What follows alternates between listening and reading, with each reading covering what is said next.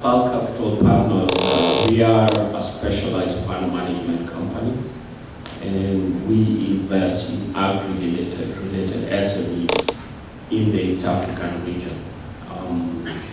We have so far invested in 7 countries in East and Southern Africa with over 30 deals since 2006. We are currently managing 3 funds, 2 of which are fully invested, and 1 is still in the investment process. And the group of our investors have, very clear social objectives.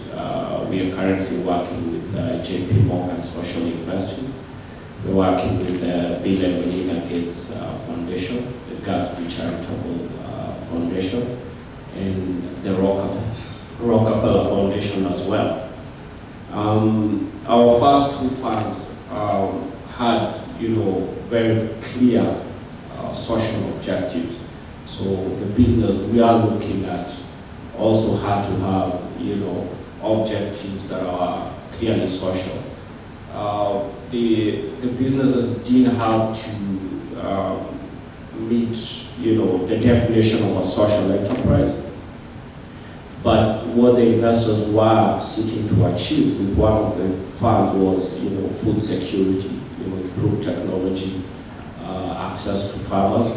And the other one, which is actually our first fund, the African Agricultural Fund, the objective was, to prove the concept that, actually you can finance what is defined as the missing middle successfully. But with those 2 funds, what we realized was that the investors, largely have to take some financial sacrifice to achieve the social objective. But with our 3rd fund, from the lessons we have learned, we raised a fund whose objective is to achieve social impact as a consequence of commercial success, which is, varies significantly from the first 2 funds. So what we look for are businesses with, very strong fundamentals, and if and the impact generated from the business will be as a consequence of these businesses actually commercially doing well. So our impact criteria at due diligence is more model based. Does this business require to work with smallholder farmers to succeed? Does it require to impact the community, the rural communities in any way as to be successful? I.e., we would not typically invest in a plantation, but we would invest in a processing business that's sourcing raw material from the smallholder farmers. But that model has to be viable, because when you're working with entrepreneurs, and even for us who are looking for commercial return, if that model is not commercially viable, then the board has to take the decision to change the strategy of that business. So in brief, there's a friction between social and commercial objectives, and as an investor or manager or as a promoter, entrepreneur, you have to have your objectives clearly set out, because you don't want to be caught in the middle, because if the business does not succeed, then your social impact also fails. So that is something we had to grapple with for several years, but we've set out our objectives, and we believe that the model we are working with right now is more sustainable. Thank you. So next we have Jackie. My name is Jacqueline Wakwea, and I head the private sector unit at USAID. USAID is the development agency of the US government. I will start by just highlighting what USAID does, USAID in Uganda does. We work with the private sector in 4 distinct areas. We work on enabling environment activities, we work on trade activities, we work on aid activities, and we also support energy activities that are related to constituents here. So this morning, Ronald touched on a very important issue about the invisible hand. He talked about eternal optimists. So what aid agencies do is work in the space where the invisible hand is either in a sling, it's broken. The invisible right hand might not be talking with the invisible left hand. So that's the enabling environment we work in. I think also Titus touched on a very interesting thing, and I think my colleague here has talked about it, and that is the social versus the commercial side. Donors are really governments. They're just governments where the taxpayers have decided that they would like to help another government. And so the tension is also there. Governments need to raise revenue, so that's, I would call it the commercial side. And also they have a public responsibility to the public to fund public goods. So in that context, USAID is one of those governments that are donors. The third space I'd like to talk about is what Ambassador Henneken raised. The Netherlands Dutch government is moving from aid to trade to investment. And so is USAID, that is the agency that looks at aid of the US government, and so are several other donor governments. So in terms of all these governments, donors that are trying to support the social business and scaling it up, is there collaboration? And I'd just like to let you know that yes, there is an emerging process within the donors to collaborate. Donors belong to two interesting and several other interesting organizations. The Organization for Economic Cooperation and Development, the OECD, has several donors that have signed up. The consultative group to assist the poor that is headquartered by the World Bank also does kind of bring together several donors. And why does this happen? It's for exactly the same reasons that small businesses struggle with. Everyone has their model, everyone has interests, and it's very important that donor effectiveness trickles down and also is a guiding principle when we intervene in markets. You don't want to crowd out the private sector, you want to crowd in the private sector, but at the same time also address sustainability issues. So, what does USAID do in terms of supporting the scale-up of social businesses? Again, as a development agency that has a bilateral agreement with the government of Uganda, USAID does recognize that finance is not homogeneous. For instance, if in the debt market, some commercial banks would like to move down market, micro-enterprise finance institutions would like to move up market. Finance institutions are financing several segments of the business growth cycle. Venture capitalists face the same issue. So having known that, and having known that there are several enabling environment issues that even the government is grappling with, different outlooks need to be addressed. We're talking about capital here, but then there are other factors of production that many do not directly affect with capital initiatives. For instance, what do you do about agricultural enterprises that are struggling with the land issue, with financial institutions that are grappling with collateral issues, with labor and skills development, with entrepreneurship, So we have a mix on what we do as an agency, and it tackles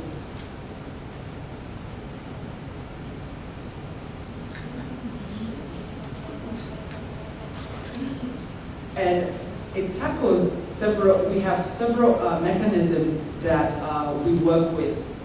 We work with loan guarantee facilities with commercial banks.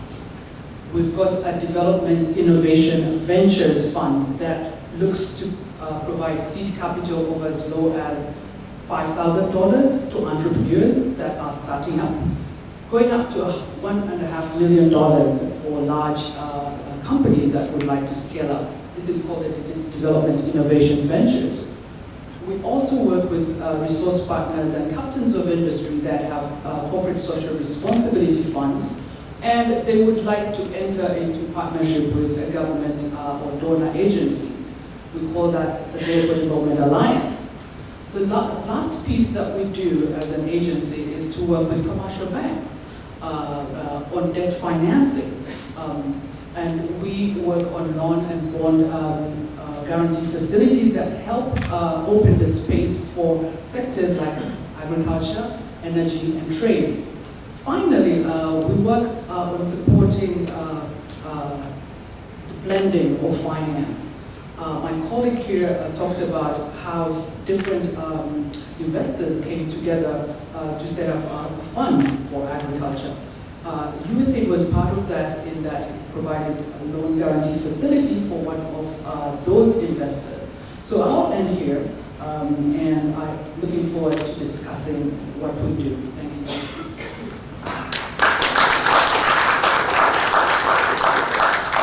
Thank you, Jackie. I'll ask Duncan to introduce himself. Duncan's going to be leaving quite soon, so I'll also ask him, in addition to introducing yourself, would you also give us the challenges of financing and investing in projects? Your view of what the main challenges are. We'll try and get as much out of you before you leave. Thank you, Veronica, and good morning, everybody. My name is Duncan Onyango, and I'm the regional CEO for Acumen Fund in East Africa. And I think for those of you who are not familiar with Acumen Fund, we call ourselves Acumen now. And the reason for that is primarily because when we were Acumen Fund, people just thought that we did one thing, and that is we were a fund, we were an investor, but we do a number of programs. But I'll talk a little bit about our investment work. We've been investing in East Africa now for the last 8 years, and during that time, we've invested almost just over $40 million in social businesses within this region, in certain sectors: agriculture, healthcare, energy, water and sanitation, and very recently, financial services. And for us, these investments are very, very targeted. We have a very clear mission with regards to why we're investing. We're looking at companies that intentionally go out there and provide other services or products and targeting the low-income communities, providing choice and providing solutions that probably were not there previously. And our view is that if you provide capital and you support that with know-how, and you also provide that, you look at the issues of innovations and creativity, then you begin to catalyze change and help the scaling up of businesses, which in turn will provide a lot of benefits economically, jobs, and as I mentioned before, choice. What we do is that we look at the low-income communities through two lenses. Number one is that can we invest in businesses that look at that community as productive agents of change? So what are the systemic change we can actually produce, we can provide through our financing? And then the other lens is, can we look at that community as customers, and the sort of customers that you would cherish and that you'd ensure that you're iterating and providing the sort of service that you would typically provide to the high income earners. So for us, it's very intentional that we do direct our financing to that community, and that's the reason why we pioneered the term impact investing, pioneered the term patient capital. Come in early with financing, stay there for as long as possible, and during the process, support and work with the businesses so that they are able to grow and scale. So that's the model. Our range, we tend to invest between $250,000 to about $2.5 million. And hopefully within that, we capture as many businesses as possible in that range. Yeah. So, Duncan, is your mandate, your social mandate, seems to be, from what you're saying, seems to be that you target low income. So that's the social sort of benefit. That's the basis of the social benefit. That's correct. But in terms of the businesses, do you emphasize the commercial, the financial returns, or the social benefits? You see, there's social benefits in terms of serving the community, social management, but in terms of the benefits, what do you emphasize in terms of investment? Actually, we look at both. So the criteria is that, the first lens is this business, will it provide the relevant impact, social impact? And the way we do that is we assess whether the business is focused, on the low income. And we define that as any money between $2 to $4 a day. So that's the lens, and we can have a conversation around that. But that's our focus, and that's the first assessment we make. Second thing we look at is, will it impact in terms of depth? So the livelihoods, the income of the family, and therefore have positive impact in terms of resilience within the family wealth. And then finally, we look at the issue of breadth. So how many lives will you impact? How many jobs are you creating? How many of those jobs are full-time? How many people have access to your product or to your service? And that's just about assessing choice. So that's our first assessment. But we believe that if you just limit it to that, then you're not building sustainable businesses. So because this business has to be commercially successful. So we then look at the financial part of the business in terms of sustainability, and over time, the ability for the company to become profitable. And we recognize that a lot of these businesses, at the time at which we are investing, they're probably very weak, and probably maybe at that point in time they don't have a proper understanding of the market, or even the model itself is not well understood. So they'll probably iterate over time, and then at some point in time they'll understand the business and eventually be able to replicate that across the markets that it's operating in. But financial sustainability and commercial success is as critical to us as impact. And the reason for that is primarily because we believe that if you're not commercially successful, there's no way you're actually going to achieve a sustainable income. And then, of course, the other assessment is whether the leadership and the capability, the management of the company is intact. We also we recognize that sometimes that's weak, and that's probably where we can add a lot of value. And then the final thing is about scale. We take, and when you talk about from scaling to impact, we look at it in terms of scale is so important, primarily because that will ensure, that will underpin the ability for the company to be commercially successful. Okay. So it's in terms of is it more difficult? Are there many projects, or do you really have to? Are there many investable projects, or is there more money chasing projects, or is it more projects? I'm a bit biased. Because I'd like to say that what I've seen is that there is sufficient amount of money. There's money available.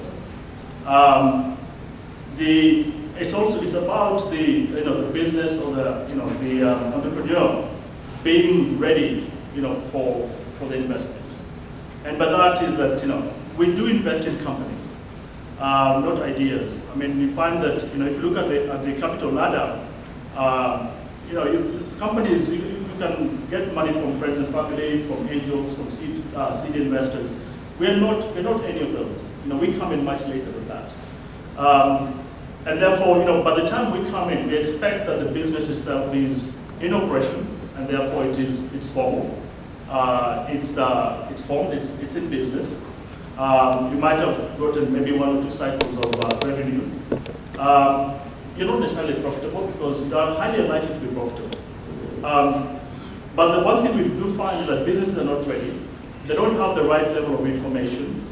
And during diligence, you actually find inherent weaknesses in the story. And sometimes the entrepreneur or the promoter of that particular business might have the intuition, but does not actually have the passion and the understanding of that particular market. And those things are red flags. So because as an impact investor, we invest in the individual, we invest in that person. And the reason for that is normally because that business will change form, the model will change over time. So we back the individual, we back the entrepreneur. And if that entrepreneur is not well versed with their business, does not understand the market, is not well informed, is not ready, then those are signals that sort of give us a bit of confidence. So my advice would be for you to do your homework. If you're looking to attract investment, you have to figure out what type of investment you're looking for, and therefore who do you need to speak to, how much do you need, and then ensure that you've got your entire story stacked up. Whether you've got your plan in place, you understand your business, you've got the passion, you can actually tell your story in a formidable way to convince somebody that I'm willing to back this person, primarily because it's a competitive landscape. I mean, we've invested in more than 30 companies across the region. But to do that, we've actually looked at diligence more than 800 companies. And to diligence 800 companies, we probably have contact with almost double that across the region. So you can imagine what it takes. It's a costly exercise that is competitive, so you need to be fully prepared. Consultancy companies and donors such as USA give support. Do they give support in terms of getting them ready, or what level are they most useful in terms of giving support? At what level are they?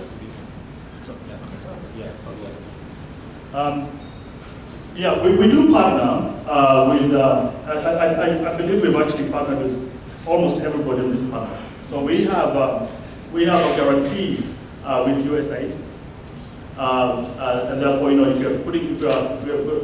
we're investing debt, we don't provide a guarantee structure.